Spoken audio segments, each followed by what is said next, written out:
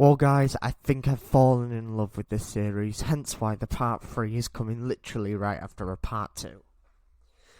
I hope all of you enjoy, and of course, I want to thank you all for almost 300 subscribers now. Like, 294. That's just wonderful, and I just want to thank you all, and I just want to thank you all for the support, and I hope you enjoy the next few episodes. I hope you enjoy the future. But I do have a question, and that is, do you prefer me doing part 2s and part 3s and part 4s? Or do you want me to just straight up do new series every week? Another question is, what do you want me to do part 2s and part 3s and part 4s for? Of course, I'm probably going to continue this series because I'm absolutely loving it, finding it really fun. Right now, we've just defeated the UA robot, but I just want to know where to go from the future.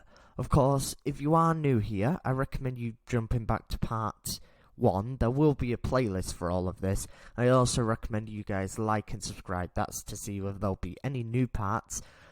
And you never know, you might really enjoy my channel and you might want to, stay subscribed. Anyway, I just want to thank everybody for getting me this far, and I'm hoping for the best in the future. Anyway, we're going to jump right into it. So, it is just after the UA, robot attack. No, UA robot exam, and he's stood there out of breath, out of energy. He's used up all his power. And he cannot move. It hurts. He used all his strength pushing back the robot and making sure it was taken out. He's completely drained and he just lays there like, wow, that one was difficult. And that's when he then picks himself up, very heavy-bodied, if you know what I mean, and starts to walk out of the arena as everyone just looks at him in shock. The power he possesses, because you gotta think in this universe that's some impressive power, because the only drawback was he was really tired from it. That is when he walks home and he aced the the actual written test due to him being really intelligent and having the time to actually revise. And he also he got a letter from UA which told him he got in and he became first place. Now it's time to explain why. So he got maximum hero points and he actually got quite high robot points, destroying, as I said, 10 robots, which adds up to 20 which adds up to 15 points. So that's 5 2 markers and 5 1 markers. So it all adds up to 15 points, which got him in because of his higher hero points. Because this time he sacrificed a lot more of killing robots, because he could have killed a lot more if he didn't use up all his power there. He could have, if he used that power separately and used that time separately, he could have destroyed 100 robots or something like that. I don't know how the balancing system works actually, so I'll have to check it out, but just use your imagination. He could have killed double the amount of robots, which would have got him in anyway. But because he sacrificed that chance, that actually got him into the UA and near the top or the top. I've not decided yet. We'll go second to top, back again at the top. Anyway, sorry about that. This led him to then, basically relax for a bit. He calmed down a bit with his training. Just for these 2 days, he's celebrating the fact he got into UA. He's drinking water. Well, no, he's just celebrating and all that.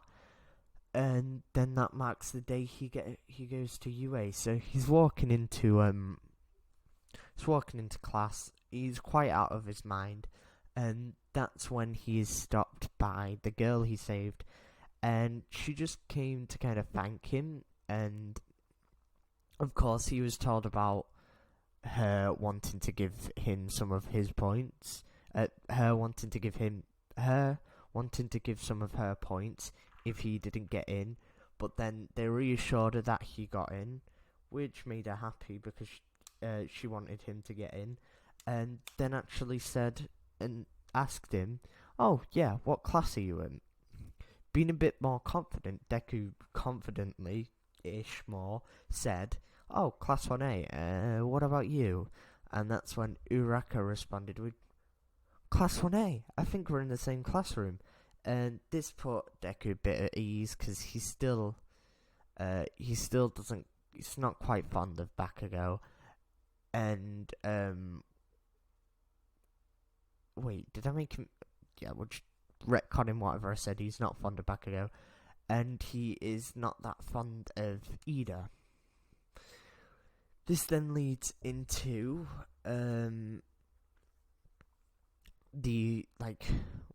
first day. Ida immediately stands up to him and says, "Wow, you've an impressive quirk. I am so sorry for doubting you. That was my bad." And Deku just stands there awkwardly like, "Oh, it's fine, dude. I understand. I was being disruptive. And about the test, I didn't really know. I just wanted to save her." And this basically makes Ida be inspired, because he realizes that he actually did say that. He's got a part of him that just makes him just feel like he actually did do it to save the girl, not to get the points, and he didn't know about the points. Something just in there. Anyway, that's when Aizawa walks in, and he's like, "How are you doing, students? This is no place to talk, though." Right, guys, I'm going to have a go. Hi, guys, I am back. I don't know if I repeat myself there, but we'll just go with it. Anyway, so Aizawa walks in, and he's like, "How you doing, students? It's an absolute travesty that you think you can come into my classroom and talk. Anyway, so today we're going to be having quirk assessments." And that's when Uraka asks, "But I thought we were off to orientation." And then Aizawa basically goes, "Do you think heroes have orientation?" And that's when everybody panics, and then Aizawa goes,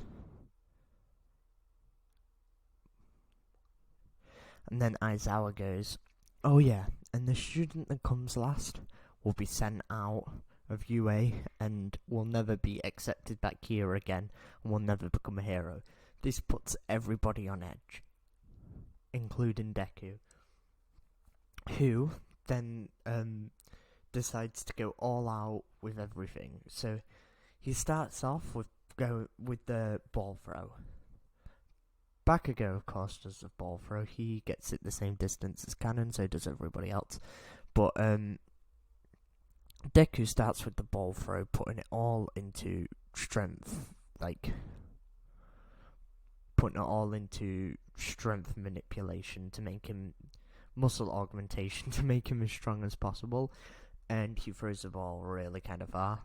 I'm talking about double Bakugo's distance, which really gets on his nerves, and he runs at Bakugo. That's when Aizawa cancels out his quirk and tells Bakugo off, and that is when everything else happens. Deku goes faster on the speed by about he's about as fast as Ida will go. As for the jumps, he is the fastest, but not as fast as Mineta, of course. And I can't remember the rest of the exercises, but he gets top of the class, surprisingly. This really angers Bakugo, but he knows not to attack because it will be pointless. And it also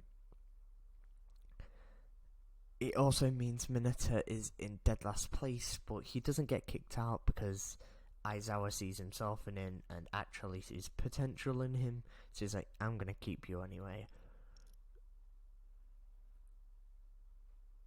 This then leads into the next part,